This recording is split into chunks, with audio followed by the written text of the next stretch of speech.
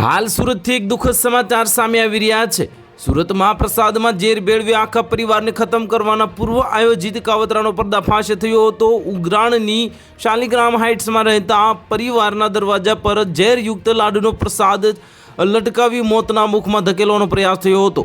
આ પોલીસે સીસીટીવીના આધારે 5 શંકાસ્પદોની ઓળખ કરી અને પૂછપરછ શરૂ કરી છે। સામાન્ય રીતે પરિચિતો કે પાડોશીઓ આ રીતે પ્રસાદ વહેંચતા હોય છે। ગોરધનભાઈ તેમના પત્ની અને પુત્રવધુઓ આ લાડુ ખાધા હતા, જેના થોડા સમયમાં ત્રણની તબિયત લથડી હતી અને તેમને હોસ્પિટલમાં સારવાર અર્થે ખસેડવામાં આવ્યા હતા। ઝેરની અસર ગોરધનભાઈ પર સૌથી વધુ જોવા મળી હતી। હાલમાં તેમની સ્થિતિ અત્યંત નાજુક હોવાનું જાણવા મળ્યું છે।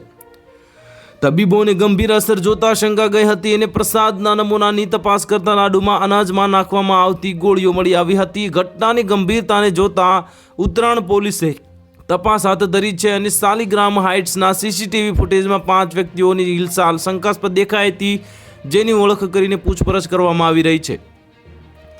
મળતી જાણકારી અનુસાર શાલિગ્રામ હાઇટ્સમાં 10 તારીખે ગોરધનભાઈ ડોંડાના ઘરના મુખ્ય દરવાજા હેન્ડલ પર બુંદીના લાડુવાળી થેલી લટકતી હતી। આ ઘટનાની ગંભીરતાને જોતા ઉત્તરાયણ પોલીસ તાત્કાલિક શાલિગ્રામ હાઇટ્સના સીસીટીવી ફૂટેજ કબજે કર્યા હતા। આ પોલીસને સીસીટીવી ફૂટેજમાં 5 જેટલા વ્યક્તિઓ એવી જગ્યાએ જણાઈ રહ્યા છે જેમની હિલચાલ શંકાસ્પદ છે। તો હાલ માટે આટલું જ। મળીશું નવી અપડેટ સાથે। જો તમને વિડીયો પસંદ આવતો હોય તો વિડીયોને લાઇક કરી દેજો, ચેનલને સબસ્ક્રાઇબ કરી બાજુમાં આવેલા બેલ આઇકનને દબાવી દો, જેથી તમને આવા સમાચારની અપડેટ મળતી રહે।